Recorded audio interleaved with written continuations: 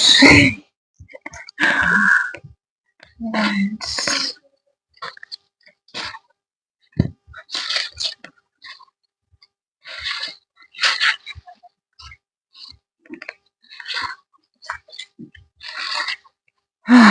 guys, welcome and welcome back to my YouTube channel.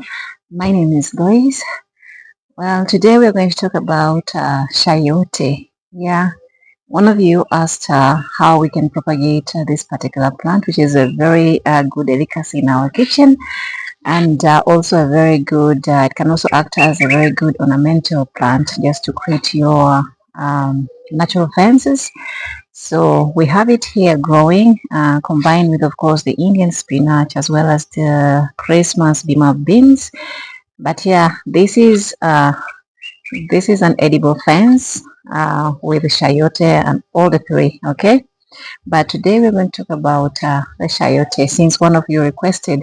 Many times I tell you guys to make your suggestions on what you want me to talk about, and I'm very happy that one of you came up and asked me to talk about how you can propagate chayote, and that is what we are going to do today.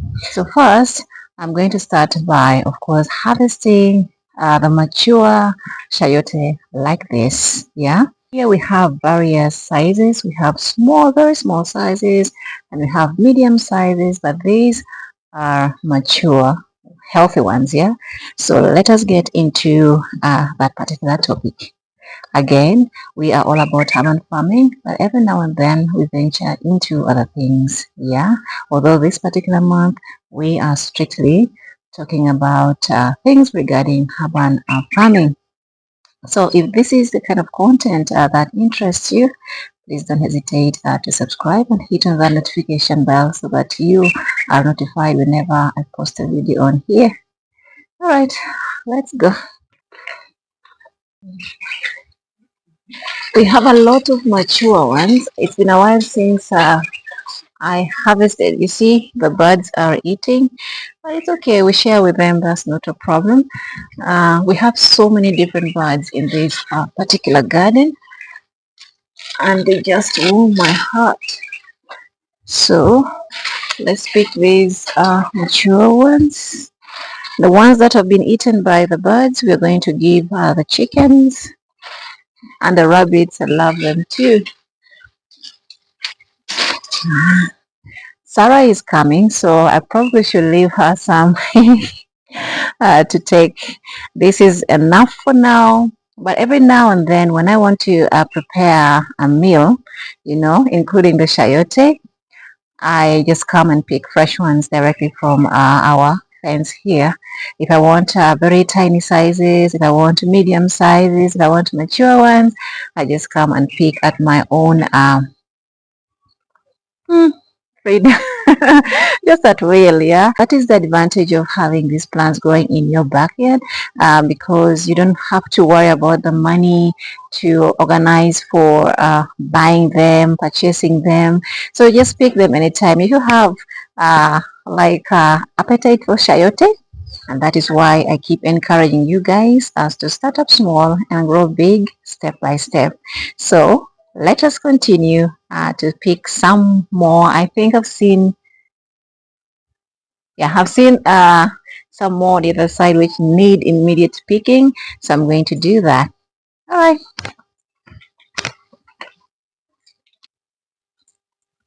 Ooh, this one is huge and very mature. Yeah. So sometimes if you have lots, you can just harvest the medium-sized ones and they'll mature in your basket. As long as you, okay, yeah. Oh, there's so much here, so many of them. But for today, we'll take this one. So now let us.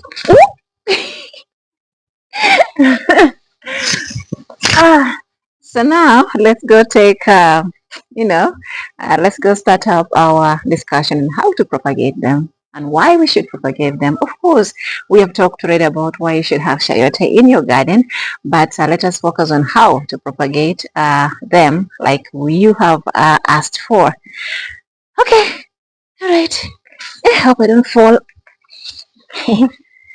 So guys, if you want the easiest way to propagate chayote is to leave it to mature, or you buy a mature healthy one from the market and you leave it in your basket somewhere. They will eventually start giving us this to start sprouting like that. Just buy one. You just need one healthy mature one and then leave it to sprout like this. Even if it hasn't started sprouting this way, you can just put it in the soil until eventually sprout. So that is the easiest way to propagate your chayote. But please make sure to buy mature ones. There are those very young ones that some of these vendors sell in the market, and they're not mature, so they might end up just getting rotten, especially these very young ones. Yeah, you don't expect that to grow out of. So you have to buy just one, and from this one get so many of them. So that is the easiest way of propagating chayote, and that is the only way that I have been doing it. So I hope you learned, I hope I answered your question on how to propagate the chayote, and I hope you start your chayote fence today. Shade. So this you can use in shades, you can use in your fences, you know, anywhere you want to have it. But of course you have to make sure that you trellis it properly, because if you don't maintain it, then it's going to crawl, creep everywhere. Yeah, so you have to be you have to maintain it by directing it where you want it to go, trellising it where you want it to go, and you'll have a very beautiful and very productive plant. Okay, I advise you to put it directly on ground if you have that particular space, but you can also have it in a container as long as it is big enough to help with the growth and everything, and you have to keep enriching that particular soil. Of course, every plant needs an enriched soil, right? So you have to make sure that if you're planting in a container, you plant in a bigger container with very good soil, and you still have it, especially in these spaces that you're not allowed to plant on ground. You can still use those containers, but if you have spaces on ground, please plant it on ground and enjoy your plant for a very, very long time. And if you're in containers, keep enriching that soil and you still harvest a lot of it. So that is what we intended to talk about today: propagation of chayote. I hope you guys enjoyed the video. I hope that you can leave me a comment or two, any subtraction, any addition. How do you propagate your plant? There are many ways of propagating plants, but I urge you to go with this particular one because it is the easiest. Yeah, I'm always targeting on the easiest ways of propagating things, and that to make it easier for you. So this is the easiest way, and I hope to see you in the next video. Until then, bye bye. This one, guys, yeah, this is very mature and ready for planting. I'm very, very excited, and I'm of course going to plant this particular one right now in the front yard, the other side, because already here we have plenty and we don't need more of it. So what we have been doing with the chayote here is just eating, and of course I'm going to preserve also some to create more shade in Soroti and also the village. And yeah, I can't wait. So we have had lots and lots of seedlings of this, and if of course you want one, please feel free to contact. I will be able to deliver to you around Kampala. And yeah, so let me show you the different sizes that are there. Look at that one. Sometimes I like to harvest even these tiny ones, yeah, just to put in whatever dish I'm preparing. So in this, there are others that are just flowering. Look at that size as well, you know. So there are different sizes that are growing in this fence, yeah.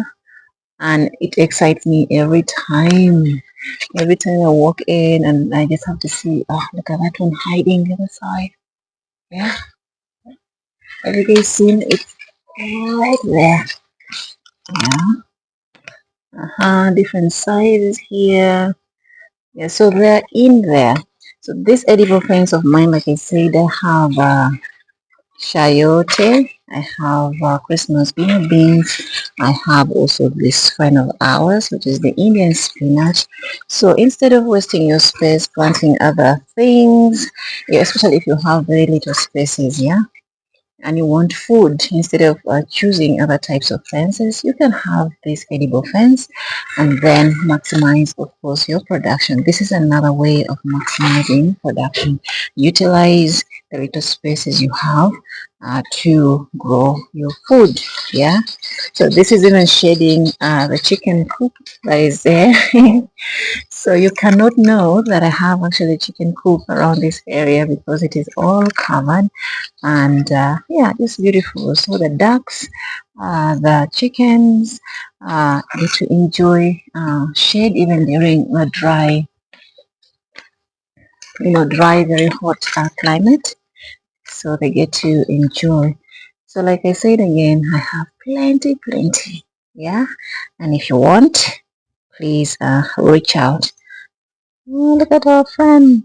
You see, this is why we should have our flowers growing in our gardens to attract insects like these to pollinate our plants. We need them. So don't just, there is someone, a neighbor of ours, who saw no value in planting flowers. He just saw it as a wastage of space. Yeah. But little did he know, I mean, most people too think that maybe planting these other flowers is just wasting time, but it comes in very handy when it comes to pollination and just also the beauty, the therapeutic part of being in the garden. Yeah. Now look at this.